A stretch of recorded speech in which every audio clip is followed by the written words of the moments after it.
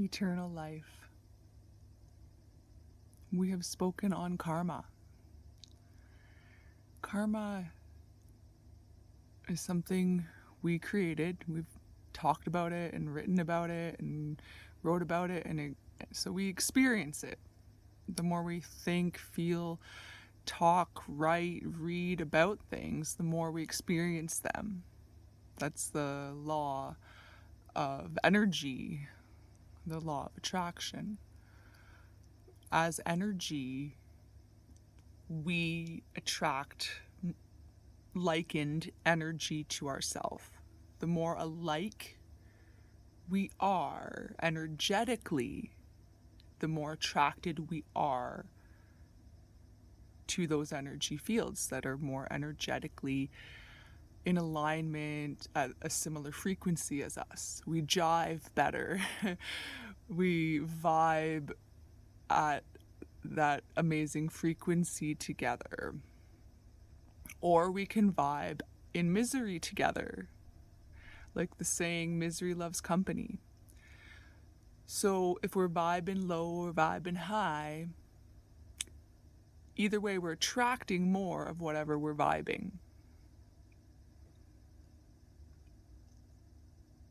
And this is something that always has been and always will be. This is something that will not change. Most things change because all things, physical things, are impermanent. But the thing about energy, the thing about us, is that we are attracted to and attract more of what we think about, feel about, talk about, read about, watch on TV, watch on the internet, whatever we are doing, whether we be in form, through form, or out of form, because we still have our consciousness, because energy is conscious of itself. It's our spirit, our soul, there's so many words that have been used to describe it, our higher self, our God consciousness, connected consciousness, Christ consciousness, creator. So whatever we call it, so that the better we feel, the more things show up to keep those good feelings flowing, to keep the good times rolling. Let the good times roll. It's a song, and music is beautiful. And when we're feeling good, we think of happy songs with helpful messages that feel good to us. And different types of music feel good to different types of personalities. And so rather than get caught up on our differences in personality, let's look at the principles of how to treat one another. Let's look at the good policies that make sense, like honesty is the best policy. Certainly one of the best policies as far as treating ourselves with loving kindness. When we are honest with ourselves, starting with our individual self and then others around us, when the more honest we are in our thoughts, feelings, and actions, the closer we get to living through our heart, our intuition.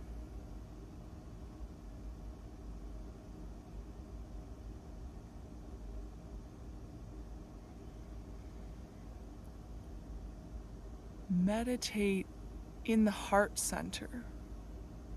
Reflect on the heart center.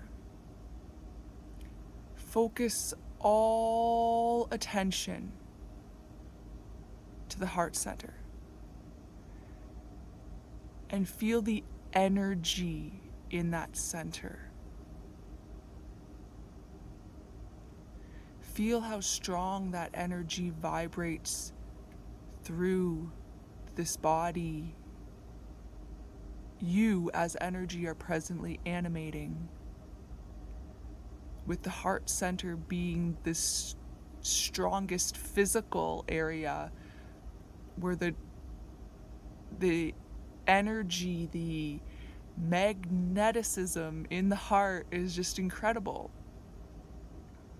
You check out HeartMath Institute and you'll see for yourself, scientifically, we've already proven the heart is 60 times, at least around there, stronger than the brain, neurologically, energetically. And it's like 5,000 times at least stronger magnetically than the brain.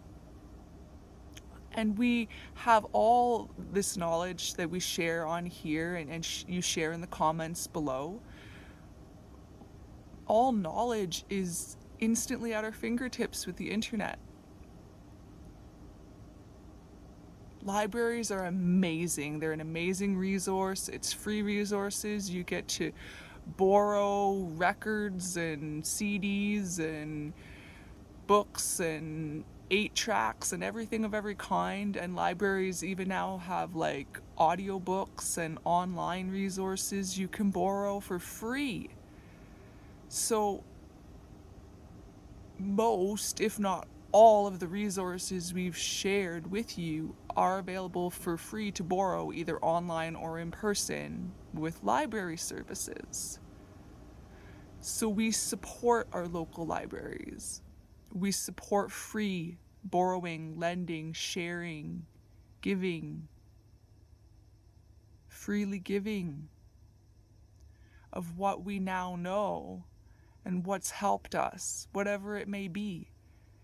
If you have a pet and pet therapy has helped you, and someone you're listening to has been in a similar situation or is currently going through a similar situation, and you believe pet therapy could help them, then we bring it up. We mention that it's worked for us. This is what we did. This is how it helped us.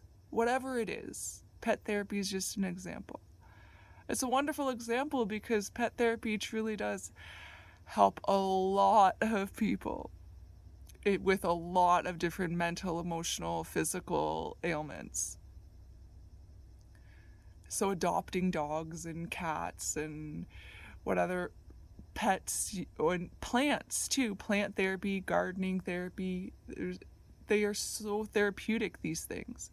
So the more we do these things and interact lovingly with animals and plants, the more centered we get with our heart.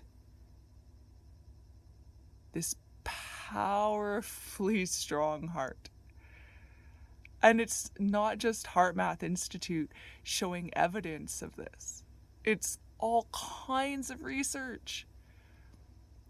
There's been research on plants even, and pets and people, where when we're saying positive, loving things to it, it thrives, it grows so much bigger and stronger than one a couple feet away that we were saying negative, hurtful things to it. We might have kicked it or something as well. Look it up. The plants, speaking to plants and love language versus hate-filled language. And the plants given the love-filled language grow incredibly, amazingly better than the plants given the hate-filled language and behaviors if we smack it around or kick it or whatever. So it's the same for us all in physical form. We fill ourselves up with love and we prosper and grow and thrive, or we fill ourselves up with hate hurtful thoughts, feelings, and behaviors. And we see less of what we want to see. When we see more of what we want to see, it's because we're spreading more love around. We're picking up the litter. We're volunteering in so many ways. Little sister, big brother, volunteering at shelters, volunteering to help do organic community gardening. Anything that helps our community, people, plants, animals, the planet as a whole. As we participate more in these activities, we thrive more as a planet as a whole, as a human species and all species as a whole. And the atmosphere thrives as well. The atmosphere is so much cleaner. The air quality for all life is so much better when we're practicing loving kindness to all life.